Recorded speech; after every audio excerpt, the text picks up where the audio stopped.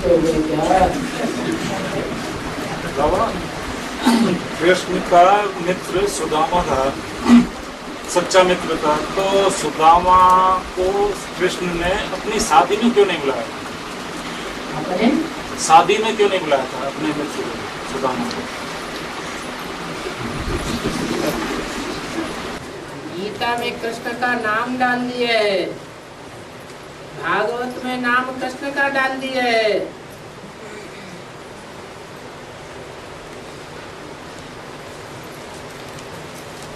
कृष्ण भगवान था क्या? परंतु नाम कृष्ण का डाला हुआ है। ऐसे तो कृष्ण का आती है आकृष्ट करने वाला, आत्माओं को खींचने वाला।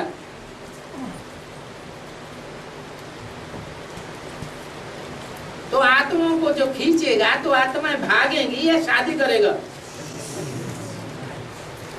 क्या करेगा? आत्माएं तो उसके पीछे भागेंगी। शादी आदि की तो बात ही नहीं है। ये तो भक्ति मार्ग के तंत्र घंटे दिखाए हुए हैं शास्त्रों में।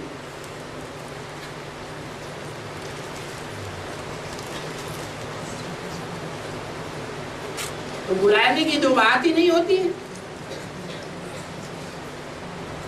सुदामा का तो आती है जिसने सुंदर सुंदर दाम धारण किया। दाम माने धन संपत्ति। भगवान की दी हुई संपत्ति क्या है?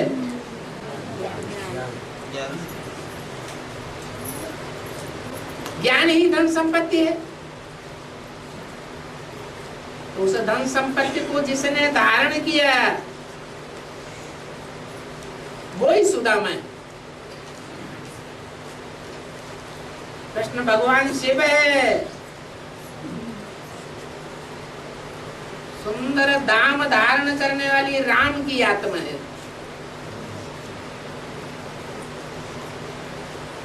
शिव शादी करने आता है या शादी बर्बादी बताने आता है?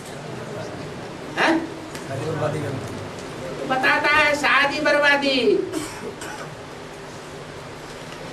तो भगवान कृष्ण के रूप में खुद शादी कैसे करेगा? और कर्म अकर्म विकर्ती क्या होता है?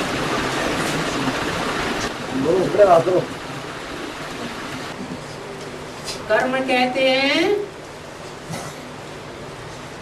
देह भान में रह करके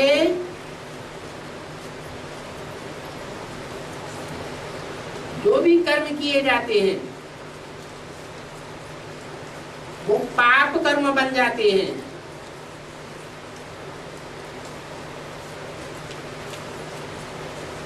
आत्मिक स्थिति में रहकर भगवान की बताई हुई श्रीमत के अनुसार जो कर्म किए जाते हैं वो पुण्य कर्म बन जाते हैं। और अकर्म तब बनते हैं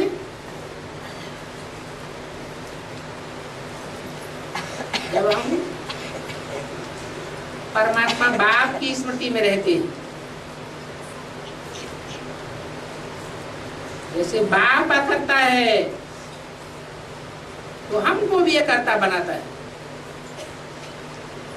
परंतु पूरी स्मृति होनी चाहिए, निरंतर अभ्यास चाहिए, सहज याद चाहिए। निरंतर न हुआ,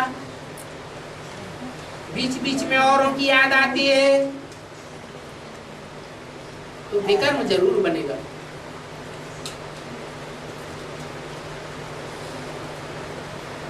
अकर्म होते हैं सतयुग में, क्योंकि जो परमात्मा असली स्वरूप है ज्योति बिंदु या आत्मा का जो स्वरूप है ज्योति बिंदु वो सदैव याद रहता है। इसलिए वहां कर्माकर्म बन जाते हैं।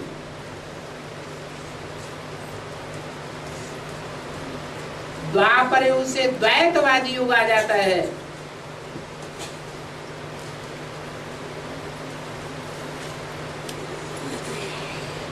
अपन को देह समझने लग पड़ते हैं। आत्मा होते हुए भी अपन को देह समझते हैं। तो एक हुए या दो हुए, द्वैतवाद बुद्धि में बैठ जाता है।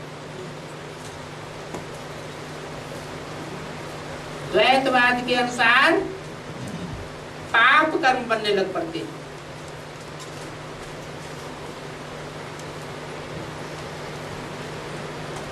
तो द्वापर कलयुग में पाप कर्म बनते हैं देवभान के कारण,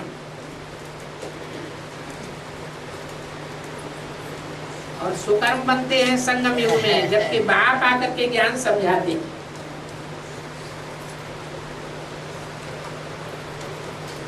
रास्ता बताते हैं कि कैसा कर्म करने से सुखी रहेंगे,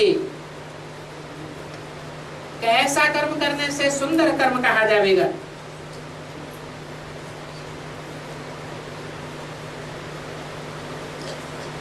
पास्ट के कर्मों को भस्म करना भी सिखाते हैं।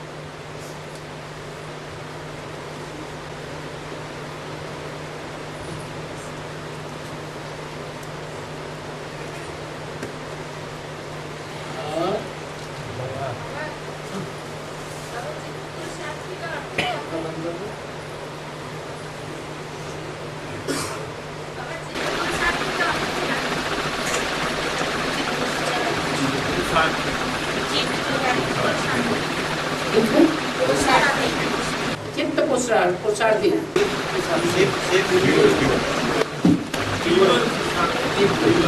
तीव्र पुरुषार्थी, तीव्र क्षिप्र, वही तीव्र।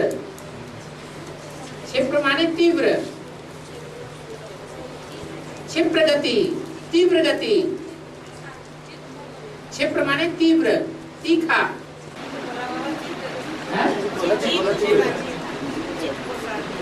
चित्त पट्ट पुरुषार्थी नहीं, पट्ट पुरुषार्थी माने जो पट्ट में गिर जाए। चित्त पुरुषार्थी भी अच्छा नहीं है, चित्त में गिरना भी अच्छा नहीं होता। जब दो योद्धाएं युद्ध करते हैं तो कोई योद्धा दूसरे योद्धा को चित्त मार देता है, जैसे कि हार गया, तो चित्त पुरुषार्थी कहा भी नहीं जाता है। जो चित्त या पट्ट गिरे उसे पुरुषार्थी नहीं कहेंगे। और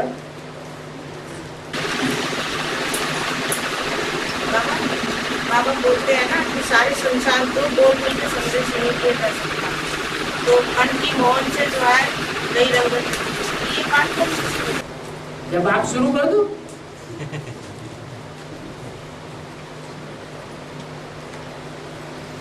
और बाबा मैं जो है पढ़ा लिखा नहीं, और पीछे भी आप ही बोल दीजिए। हाँ, बात है पोता में जो है नहीं लिखा है, पोता में लिख करके नहीं दिया। हाँ, अनपढ़ है, पढ़े नहीं है, अनपढ़ है, पढ़े हुए नहीं है। अच्छा, हम जो है कोई भी पोता में चाहे कोई भी बाबा के जो है लिख के मतलब मैं नहीं लिख के बात दे सकता, कोई भी दिल के बाद मैं लिख के नहीं दे पाता। हाँ, और बाबा का मुरली में भी जैसे आया था कि जब तक पोता में नहीं देंगे तब तक जो है कोई ज्ञान जो है बुद्धि में नहीं बैठेगा, बढ़ेगा नहीं। वो कोई बातें याद आती रहेंगी। हाँ, अब बुद्धि में जो है मतलब मुरली सुनता मन कौन जो है बुद्धि में नहीं अड़ सकता है, नहीं याद रह पाता है, बुद्धि में मुरली की बातें नहीं बैठती, याद नहीं रहता है। हाँ, जो मैं किसी को सेवा करता हूँ, ईश्वरी किसी को सेवा कर पाऊँ, किसी को मतलब कि बतला पाऊँ, हाँ, बुद्धि में नहीं अड़ पाता। हाँ, 2006 में पहले मैं भर्ती किया था, तो उस समय जो है मैं मंथन करता था, कुछ समझा सकता था, मेरे को बुद्धि अच्छा चलता था, मेरा भी जो नहीं चलता। अगर अपने अंदर की बात लिख करके नहीं दे सकते हैं तो कोई अजीज दोस्त होते हैं उनसे लिखवा के दे दो, वो तुम्हारी बात इधर उधर आउट नहीं करेंगे।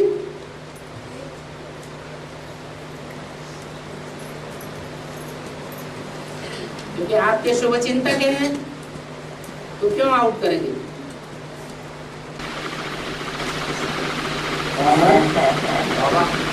डायरेक्ट बाबा से राजयोग कितने बच्चे सीखते हैं? डायरेक्ट बाबा से राजयोग कितने बच्चे सीखते हैं? किस तरह सीखें? कितने बच्चे सीखते हो? कितने बच्चे राजयोग साथ में सीखते हैं? ये जितने बैठे हैं वो सब डायरेक्ट ही तो सीख रहे हैं। नहीं बाबू, अरे योग माने क्या? योग माने क्या? अरे बताओ तो, योग माने क्या? याद, याद कब आती है?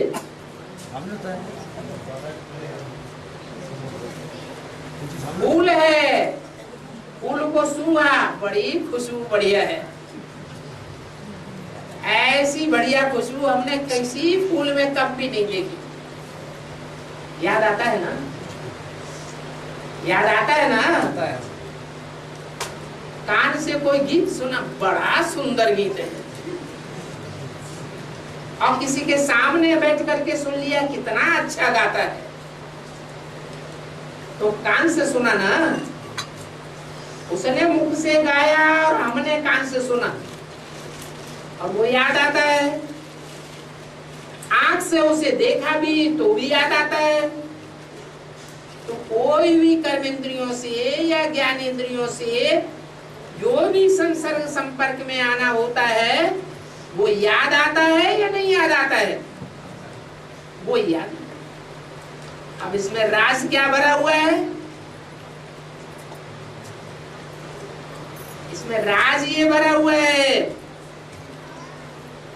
कि और आत्माओं के साथ जो हम योग लगाते हैं,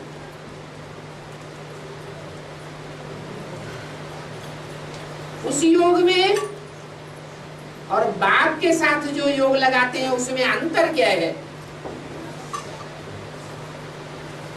अंतर ये है कि और आत्मा में लगाव झुकाव भरा पड़ा है, देह भान का अटैचमेंट भरा पड़ा है, और बाप में अटैचमेंट नहीं है, लगाव झुकाव नहीं है, लेप छेप वाली आत्मा नहीं है।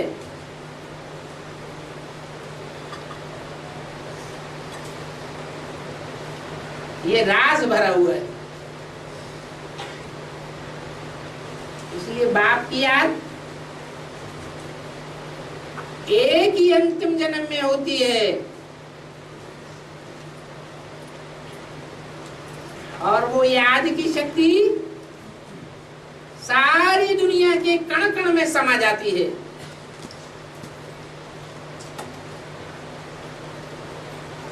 जीव जंतुओं की आत्माओं में भी समा जाती है। मनुष्यों की तो बात ही क्या ठहरी। लोगों ने उसे कह दिया सर्वव्यापी। परमात्मा बाप सर्वव्यापी है या उसकी याद सर्वव्यापक हो जाती है? याद सर्वव्यापक हो जाती है।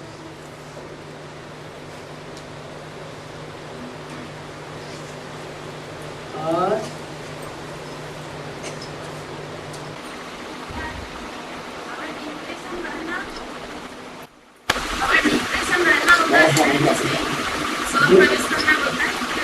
डिप्रेशन है ना,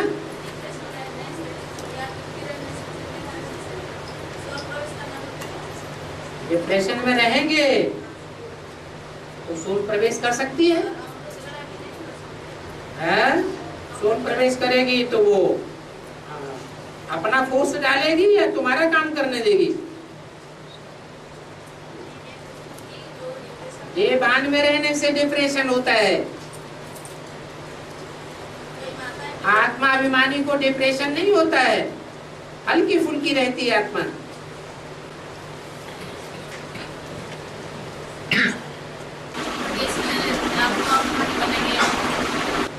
आत्मा अभिमानी बनना बहुत जरूरी है। आगे चल के तो मौत का बाजार लगेगा, ढेर की ढेर अकाले मौतें होती रहेंगी। जो अकाले मौत में मरते हैं वो भूत प्रेत बनते हैं। उनको अपना आधार चाहिए। एक एक आधार में अनेक सोलें प्रवेश करेंगी, उल्टे पलटे काम कराती रहेंगी।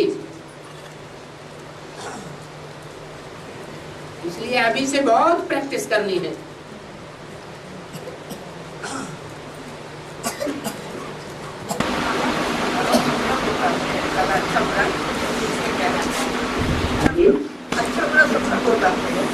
अच्छे और बुरे स्वप्न, अच्छे और बुरे संकल्प, ये 63 जन्मों की रील घूमती है। 63 जन्मों में जो अच्छा बुरा किया है वो रील इस समय घूम रही है।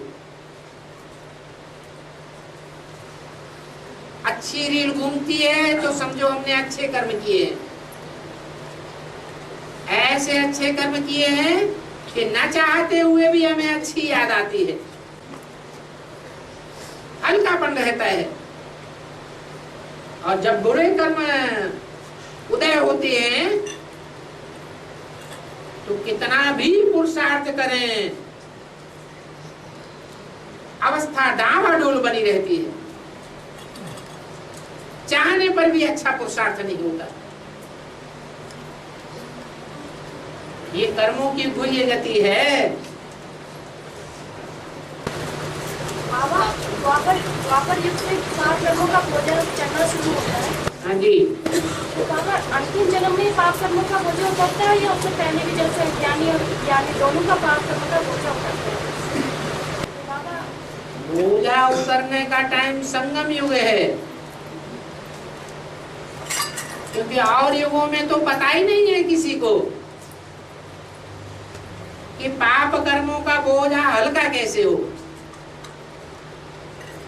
परमात्मा बाप की पहचान ही किसी को नहीं है।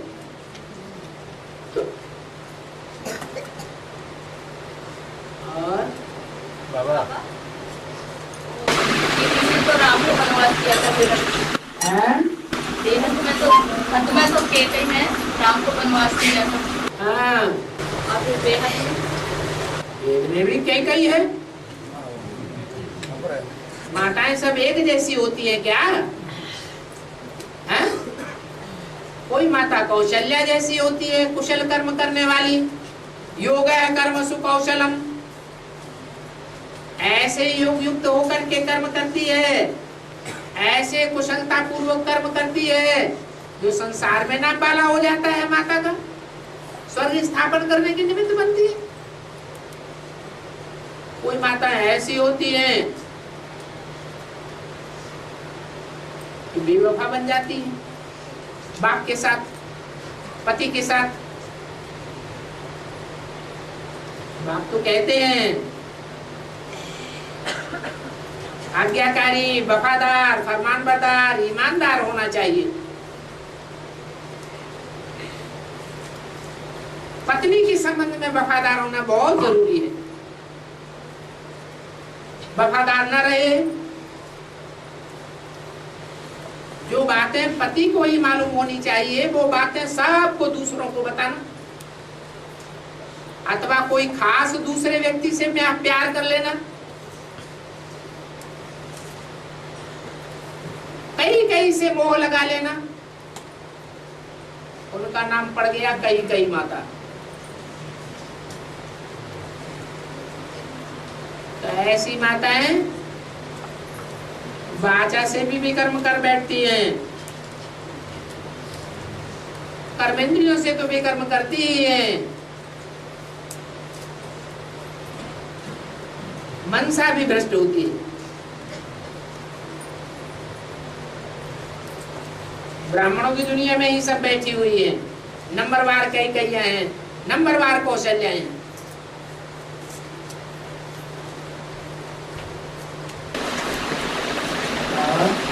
पहला क्रम क्या होता है? पहला क्रम क्या सनातन धर्म, ब्राह्मण धर्म। अरे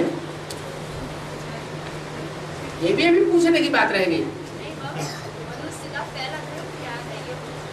मनुष्य का पहला धर्म, मनुष्य का पहला धर्म है स्वचिंतन, अपने का आत्मा का चिंतन करो।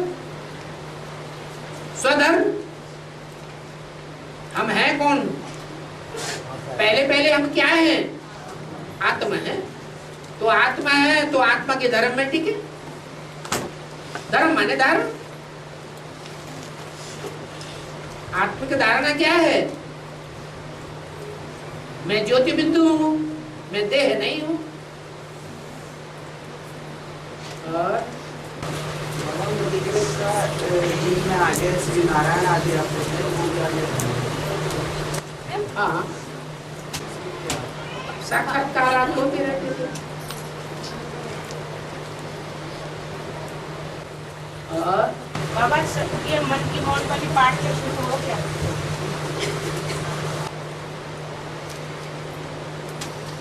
बहुत सी माताएं ये अनुभव करती है कि जो काम हम बोल बोल के नहीं करा पाए, बहुत मेहनत करके नहीं करा पाए, जब से अंदर अंदर बाबा की याद करना शुरू किया, अमृत वेला मौन रह करके सर्च लाइट देना शुरू किया, तो वो काम आरंभ होने लगा। यही मन का मौन है। मन सबसे सशक्त 11वीं इंद्रिय है। ऐसी इंद्रिय है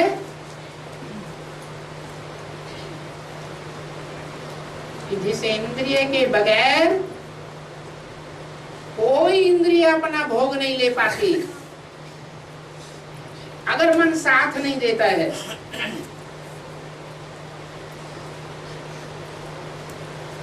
तो मन बड़ा प्रबल है।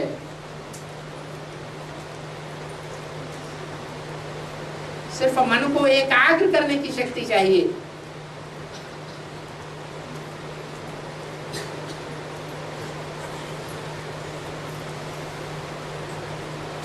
और वो एक भी चुनना पड़े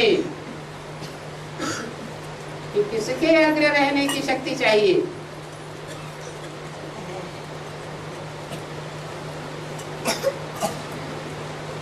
ऊंचते ऊंच तो एक बाप ही है।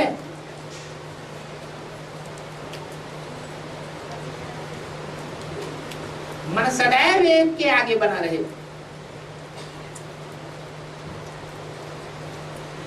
तो कितनी ताकत मिलेगी? मन का काम है संकल्प करना। ऐसी ताकत मिलेगी कि संकल्प किया और काम हुआ। उसको कहते हैं संकल्प सिद्धि।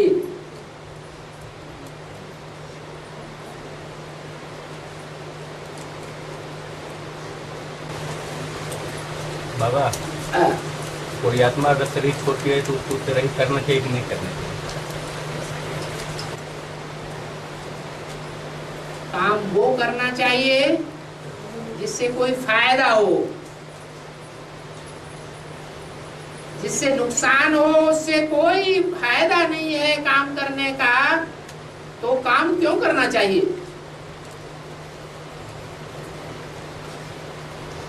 कोई फायदा है? फायदा नहीं है। लेकिन कोई पूछता है तेरे भी करें, तो कहो खूब करो। तुम अपनी भक्ति पूरी कर लो। जब भक्ति पूरी हो जाएगी तो तुम्हारी बुद्धि में ज्ञान बैठना शुरू हो जाएगा। कोई को भक्ति करने से मना नहीं करना है। ये भी एक पाप हो जाता है।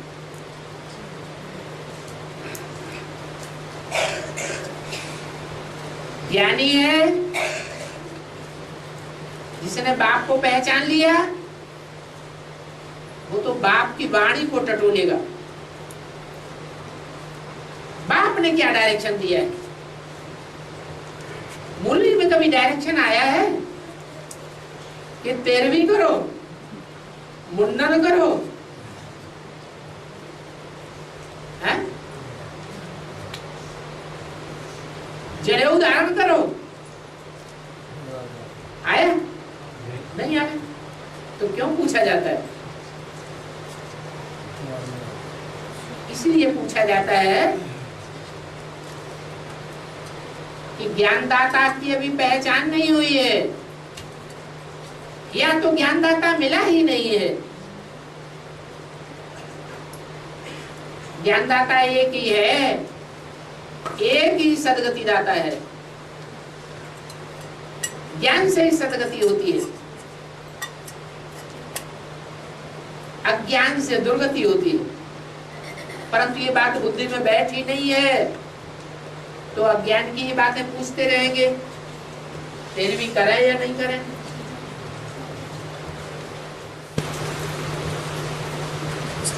कृष्ण और बलराम एक ही आत्मा के दो पार्ट हैं। एक मिनट, हाँ।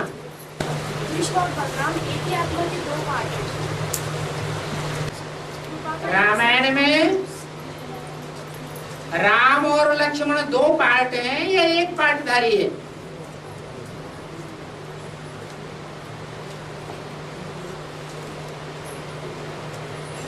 हैं? दो पार्टधारी है। भागवत में और महाभारत में कृष्ण और बलराम दो पार्टधारी हैं या एक ही पार्टधारी है? दो पार्टधारी। ब्रह्मा बाबा का ही तो पार्ट है बलराम का।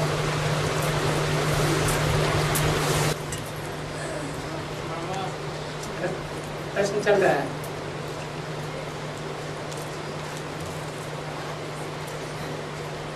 जिसने अंत किया उसने सब कुछ किया।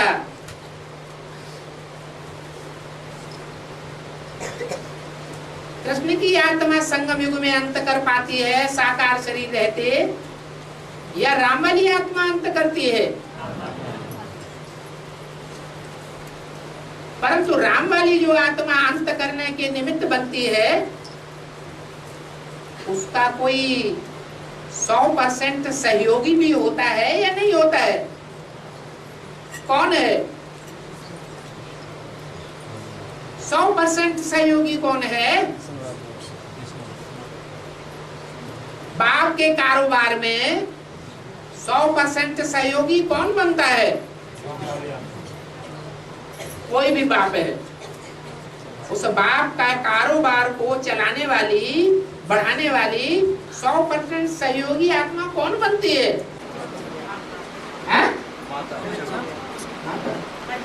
बच्चा बनता है। बाप के कारोबार को आगे बढ़ाने वाला 100% सहयोगी बच्चा बनता है। बाप के राज्य को आगे बढ़ाने वाला, नाम वाला करने वाला बच्चा बनता है। तो राम बाप का पार्ट है, सत्ययुग उसका बच्चा कौन बनेगा? कृष्ण वाली आत्मा। तो जो कृष्ण वाली आत्मा है वही राम का बल है प्रैक्टिकल जीवन में। उसे हनुमान कह दिया है।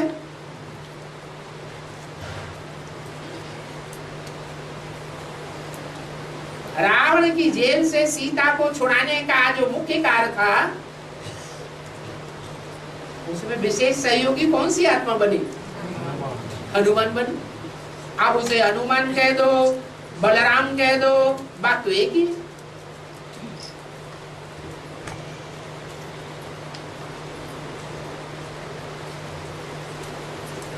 ज्ञान बड़ा पेचीदा है। कृष्ण की आत्मा बलराम हो गई और राम वाली आत्मा भगवान हो गई।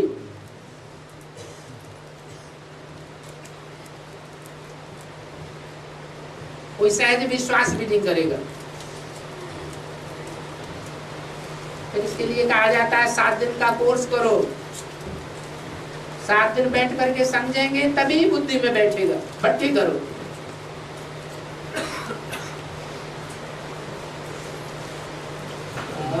हाँ जी। स्वाद और याद में क्या डिफरेंस है?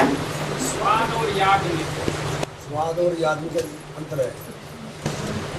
हम कैसे स्वाद से याद की तरफ? याद जो है वो मन से, बुद्धि से किया जाता है और स्वाद इंद्रियों से लिया जाता है। नहीं समझ में आया?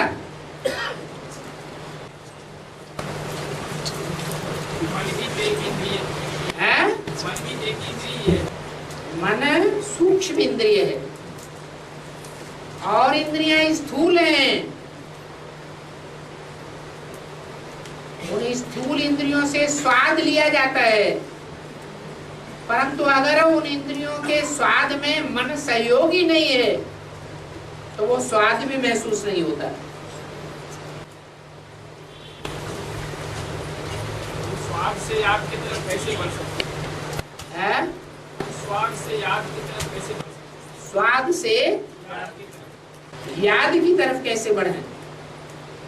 क्या काम करते करते याद आना असंभव है? हैं? नहीं? प्रैक्टिस करें। अर्जुन ने भी भगवान से पूछा, पहला पहला शास्त्र कौन सा है? हैं? गीता।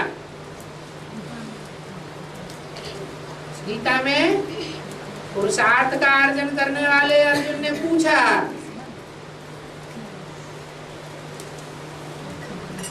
ये मन बड़ा चंचल है, कैसे एकाग्र करें? तो जवाब क्या आया? अभ्यास करो, अभ्यास है न तो कौनतेय है। दुनिया से वैराग पैदा करो। इन आंखों से जो कुछ देखते हो वो सब मिथ्या है, उससे वैराग आ जाना चाहिए। सब झूठा है, सब धोखेबाज है। अंत में एक परमात्मा बाप ही सहयोगी बनेगा। इसलिए सबता जी हर भजो। इन दो बातों के अलावा और कोई रास्ता नहीं है मन को एकाग्र करने का। है?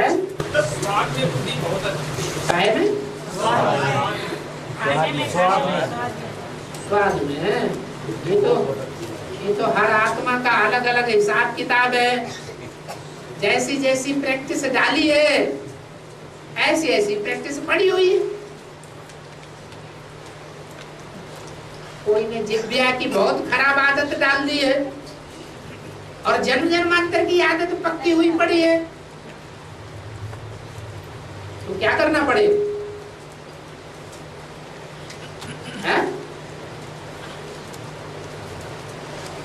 जो भी खाना है तो किसकी याद में खाएं? बाबा की याद में खाएं।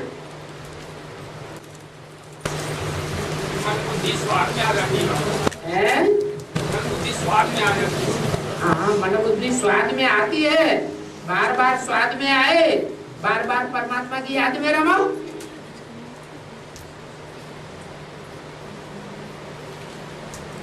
स्वाद बेस्वाद हो जाएगा।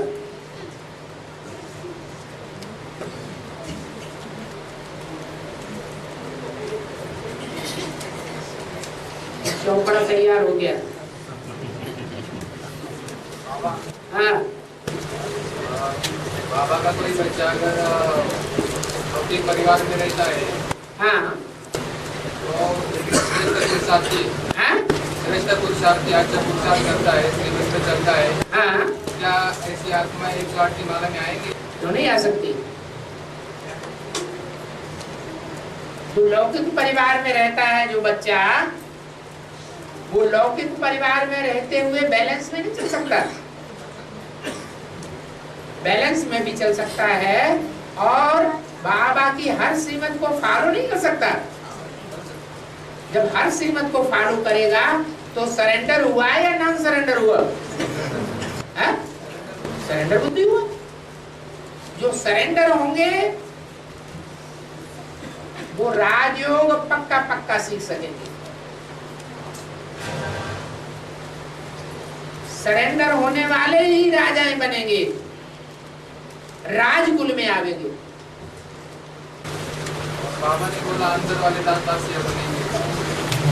हाँ, सब थोड़े ही, ये थोड़े का सब बनेंगे।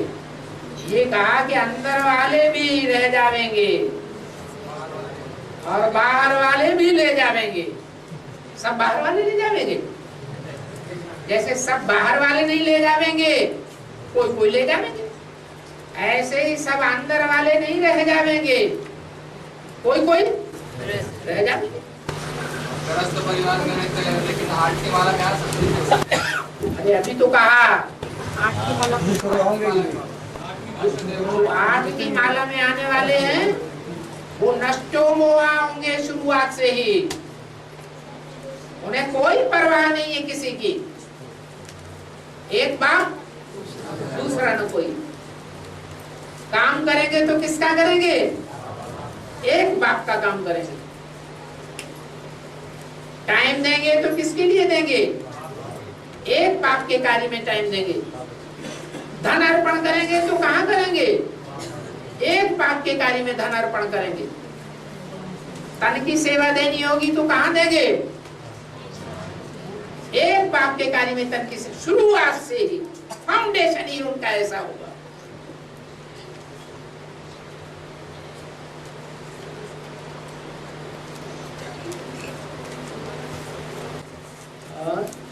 ये फाउंडेशन में और डल चुका है, आगे डलेगा। है? ये फाउंडेशन डल चुका है, आगे डलेगा। ज्ञान में आने के तुरंत बाद फाउंडेशन देखा जाता है कि आगे चल के देखा जाता है? अरे ज्ञान में अभी आए, अभी भक्ति की, अभी बाप को पहचाना, 10-15 साल के बाद फाउंडेशन पड़ेगा। फाउंडेशन माने शुरुआत।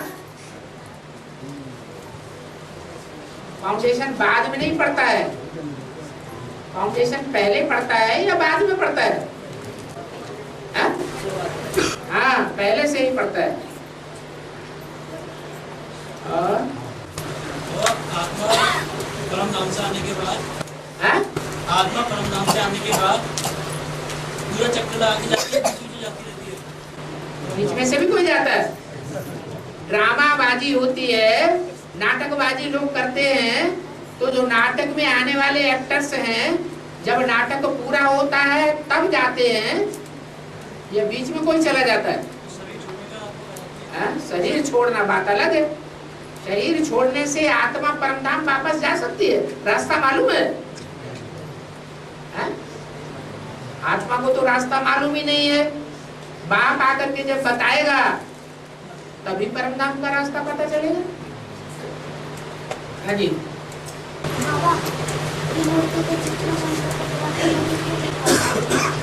मूर्ति के चित्र में शंकर को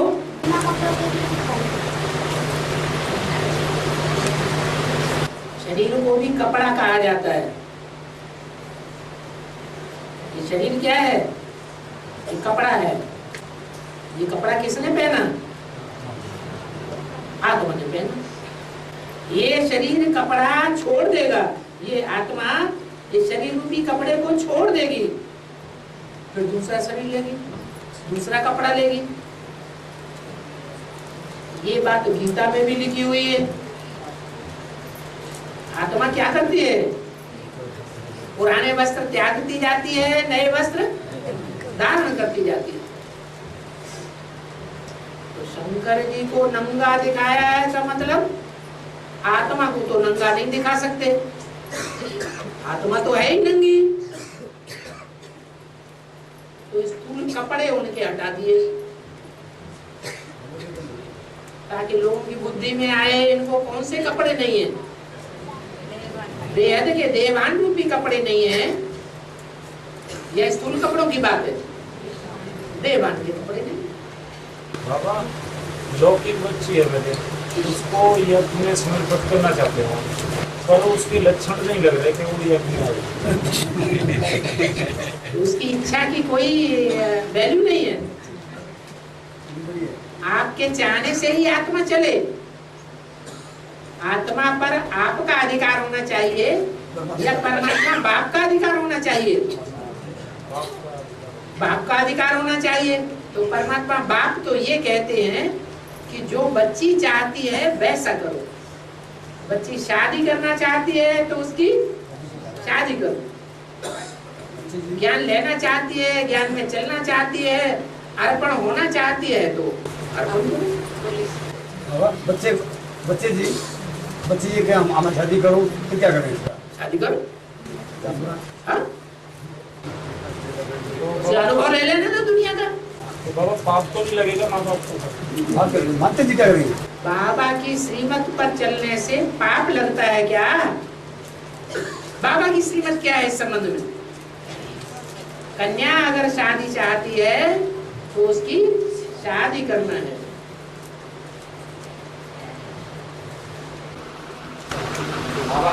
हाँ। भक्तिमार्ग में एक कहानी है कि शंकर जी ने पार्वती को जमुना के कंठे पे अमर कथा सुनाई। जमुना के कंठे पे अमर कथा सुनाई और वो सुनते सुनते पार्वती सो गई। और उस समय जमुना के कंठे पे जो नदी है तो उस कथा मछली ने सुनी। मछली के पेट से मच्छिंद्रनाथ का जन्म होता है, तो उसका बेहद में क्या ऐसी कहानी है बाबा भक्तिमार्ग में। ज्ञान में पार्वती कौन है? ज्ञान के अनुसार पार्वती किसका पार्ट है? छोटी माँ का पार्ट पार्वती का है। अभी अमर कथा सुनाई जा रही है या नहीं सुनाई जा रही है? सुनाई जा रही है। अमर कथा सुनाई गई और पार्वती अज्ञान की नींद में सो गई।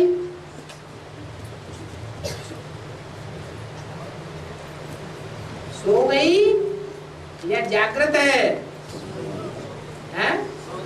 सो गई। जो एडवांस ज्ञान की बातों पर ध्यान देना चाहिए वो ध्यान नहीं दिया। न ध्यान देने के कारण जो प्राप्ति होनी चाहिए राजाई की, आदि रहना अच्छा, रानी बनना अच्छा या राजा बनना अच्छा? राजा बनना अच्छा। जो निराधार पुरुषार्थ राजाओं का होता है वो पुरुषार्थ नहीं कर सकी।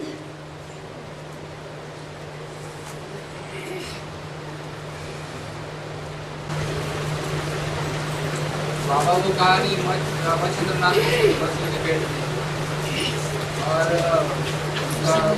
गायन भी पूरी कहानी बताओ तभी तो पता चलेगा। कहानी का नाम देने से थोड़ा ही होगा। शंकर जी जब अमर कथा सुना रहे थे पार्वती को तो पार्वती जी सो गए। आपको तो मालूम है कि सो गई, उसका जवाब दे दिया। टाइम पे मछली के पेट के अंदर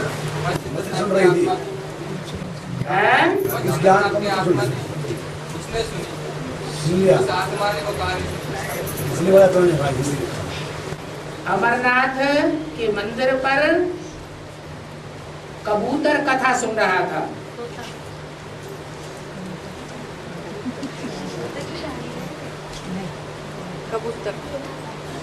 वो कबूतर के लिए बताया कि सफेद कबूतर था, श्वेत कपोत, उसने सुन लिया। तोतों को भी दिखाते हैं कि तोतों ने भी कथा सुनी।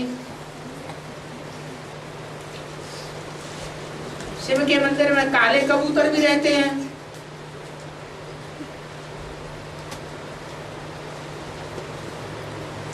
कबूतर है, उनकी तो आदत होती है गुटरू गू करने की, घूम घूम ये आवाज करने की। तो कथा सुनते हैं क्या? वो कथा नहीं सुनते हैं, अपने अभ्यास के अनुसार आवाज करते हैं। वास्तव में तोतों ने कथा सुनी। जिन तोतों ने बेसिक नॉलेज सुनी वो सारे तोते यहाँ बैठे हुए हैं।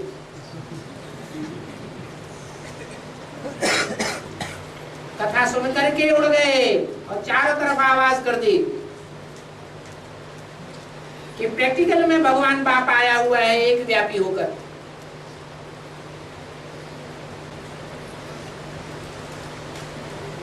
भगवान सर्वव्यापी नहीं है, उनका भाग्य बनता है कंटी वाली तोतों का।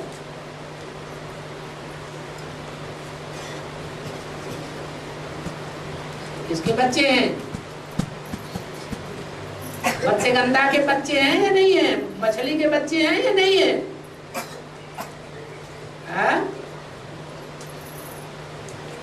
एक मत्स्यावतार भी दिखाया गया है शास्त्रों में,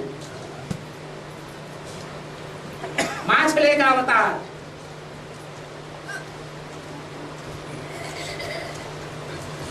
दिखाते हैं,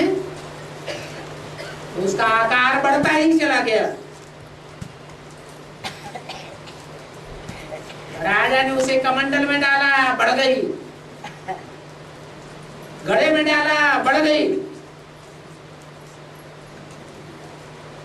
बड़ी नाद में डाल दिया, भर गई। सरोवर बनाया, वो भी भर गया। नदी में डाला, नदी भी भर गई। आखिरी सागर में छोड़ दिया। ज्ञान सागर की बात है।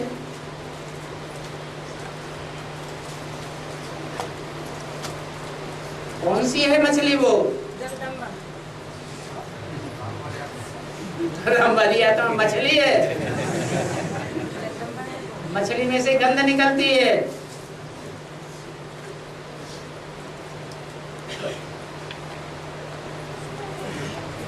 गंधा नाम दे दिया।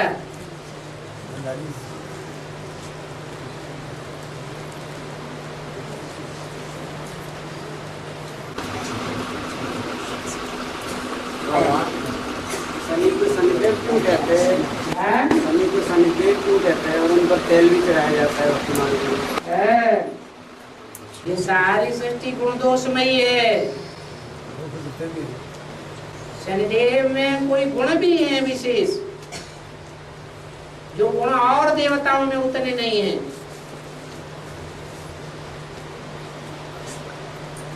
दोस्ती करने में शनिदेव सबसे अच्छा है।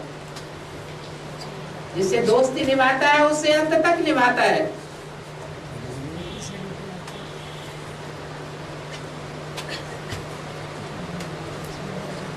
दोस्ती निभाना अच्छी बात है या खराब बात है? अच्छी बात।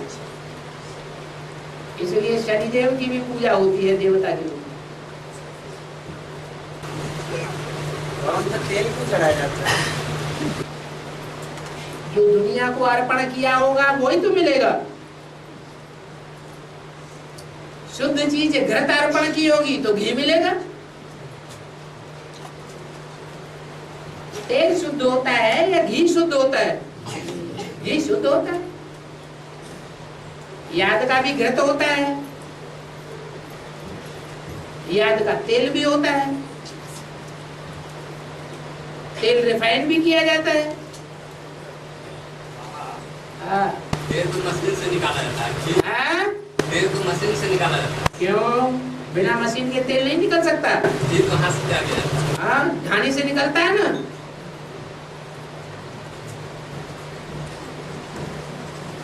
और बाबा, हनुमान की पूंछ में घंटी दिखाते हैं। हनुमान की पूंछ पर घंटी और पैर में बाला दिखाते हैं। और शंकर की पैर में बाला है।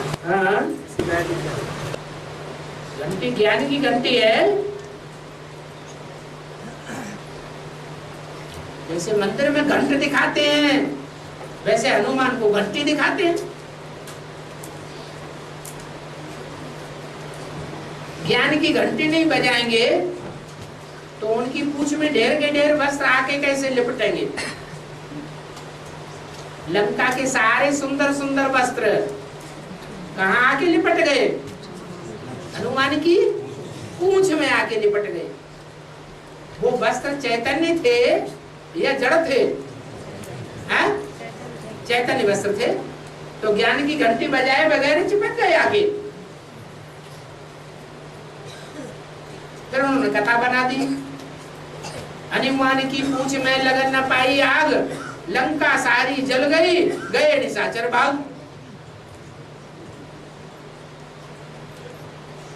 ऐसी ऐसी बातें बनाई हुई है बैठ के, है तो यहाँ की सारी बात। लंका में बड़े बड़े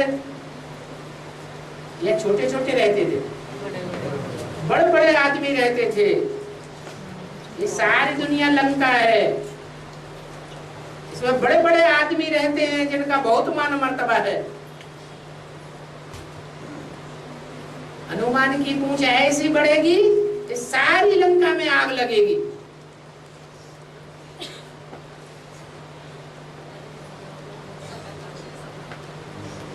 तो बड़े बड़े आदमियों का सारा मान मर्तबा खलास हो जाएगा जब बहू बेटियां भागेंगी।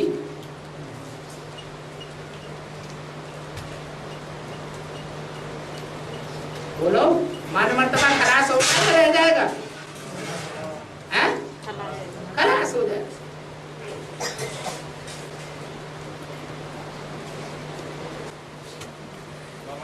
हाँ। एक वार्ता में आया जो 16,108 की माला है, वो 2004 से पहले ये नहीं आ चुकी है। 16,108 की माला है जो 2004 से पहले ये नहीं आ चुकी। 2004 हाँ, शूटिंग पीरियड से पहले ये नहीं आ चुकी है। हाँ, बाद में जो आ रहे हैं वो जो बाद में आ रहे हैं एडवांस में, यहाँ बाद में भले आए हो, 2004 के बाद आने वाले बहुत बैठे हैं। हाथ उठाना जो 2004 के बाद आए हैं,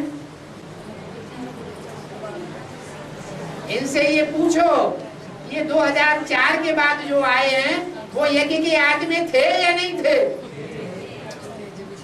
तो 2004 के बाद के गिने जाएंगे या आज के गिने जाएंगे? हैं? तो देह की स्थिति से देखते हो तो देह याद रहती है, आत्मा भूल जाती है। और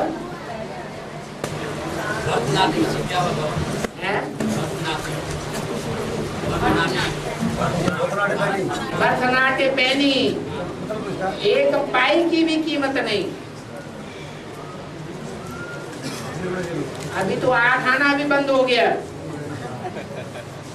पहले 8 आने से छोटा सिक्का था 4 आने, 4 आने से भी छोटा सिक्का था 1 आना, 1 आने से भी छोटा सिक्का था 2 पैसे का, और 2 पैसे से भी छोटा सिक्का था 1 पाई। पहले 1 रुपए में 64 पाइयां होती थी, फिर बाद में 1 रुपया ऐसा निकला जिसमें 100 पाइयां निकली। अभी वो पाई को कोई पूछता भी नहीं। तो कहा गया भरतनाट्य पैनी, वर्तमान कीमत, 1 पैनी की भी कीमत नहीं। और बड़ा बड़ा कंपनी तो फेल हो रहा है, जिनके पास पैसा वैसा खत्म नहीं हो रहा है, वहाँ जो लोग जॉब करते हैं उनका क्या होगा?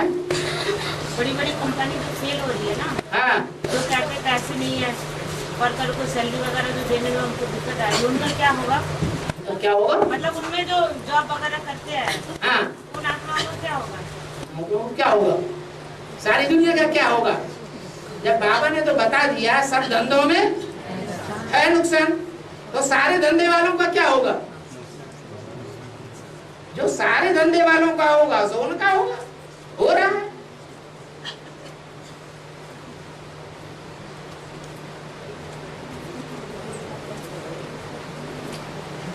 बाबा तो आके सारी बात तो पहले से ही बता दी, तो भी पूछ रहे तुम धंधा करने वालों का क्या होगा? तो क्यों पूछ रहे? और एक मूल आत्मा, एक है नन कन्वर्ट होने वाली आत्मा, एक है पक्की आत्मा। तो कन्वर्ट होने वाली आत्मा जो है लास्ट में ज्ञान में आ जाती है। तो कन्वर्ट हुआ हिंदू मुस्लिम ईसाई में, लेकिन लास्ट में बीच में कब वो फिर हिंदू में या ये आदिशनाथ देवी देवता धर्म में या उस परिवार में क्यों नहीं है? जो आत्माएं लास्ट में जाके कन्वर्ट होती हैं, द्वापर में कन्वर्ट नहीं होती, कलयुग में कन्वर्ट नहीं होती, आखिरी जन्म में जाके कन्वर्ट होती हैं।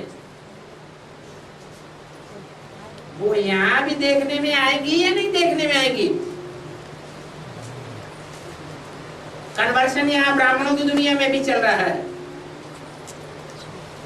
आज एक बाप बनाते हैं, निश्चय पत्र लिखते देते हैं ये हमारा बाप है,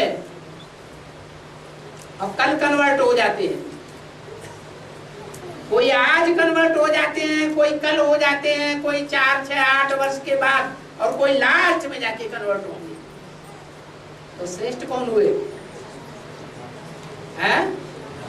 जो लास्ट में जाके कन्वर्ट होते हैं वो अष्टदेव में आ जाते हैं।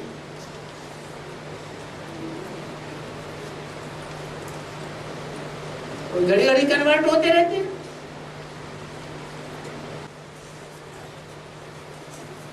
और बाबा एडवांस ज्ञान में चलते हुए दिव्य सेंटर सेवा के लिए जाना चाहिए हैं? एडवांस ज्ञान में चलते हुए दिव्य सेंटर सेवा के लिए जाना चाहिए गुप्त रीति से डीके में हाँ सेवा करनी चाहिए गुप्त रीति नहीं, सेवा करने के लिए बीके के में जाना चाहिए। गुप्त रीति से जाना चाहिए कि नहीं? गुप्त रीति से तो इसलिए जाएंगे कि हमें एडवांस की सेवा करनी है। अगर एडवांस ज्ञान की सेवा करनी है तो गुप्त रीति से जाना भी अच्छा है।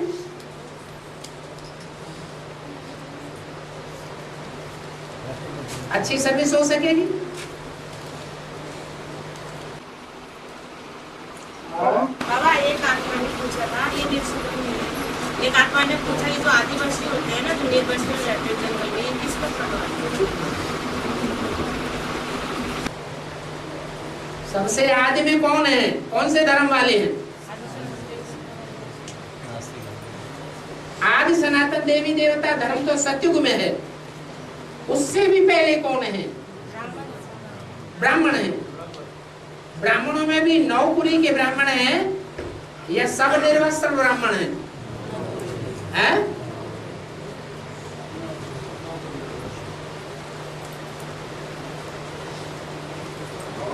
जब मेला होता है इलाहाबाद में, त्रिवेणी संगम का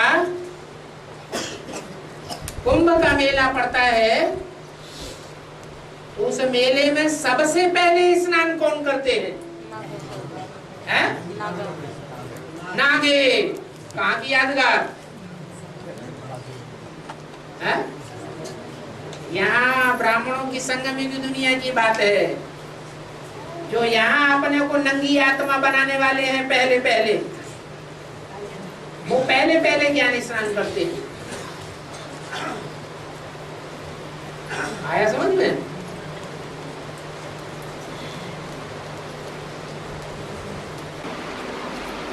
और बाबा भारतीय संविधान में भारतीय संविधान में कोई भी विधेयक पास होता है, बिल पास होता है, तो मेजोरिटी के आधार पर होता है। 2/3 मेजोरिटी के हिसाब से कोई पास होता है।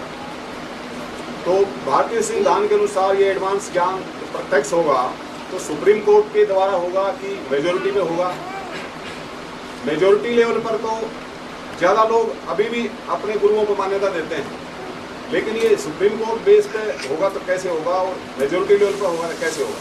पहले हमें ये देखनी है कि मेजोरिटी के आधार पर जो प्रजातंत्र राज्य चल रहा है वो सफल कितना हो रहा है।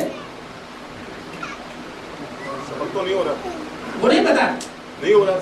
सफल नहीं हो रहा है तो इतनी बड़ी बात कैसे सफल हो जाएगी प्रजातंत्र में? ये दुनिया बुद्धिमानों के द्वारा चलती है, और बुद्धिमानी भी ईश्वर ही ये बुद्धिमानी होनी चाहिए या दुनियावी बुद्धिमानी होनी चाहिए? ईश्वर की बुद्धिमानी के आधार पर जो चलते हैं उनके आधार पर ये दुनिया चलती है।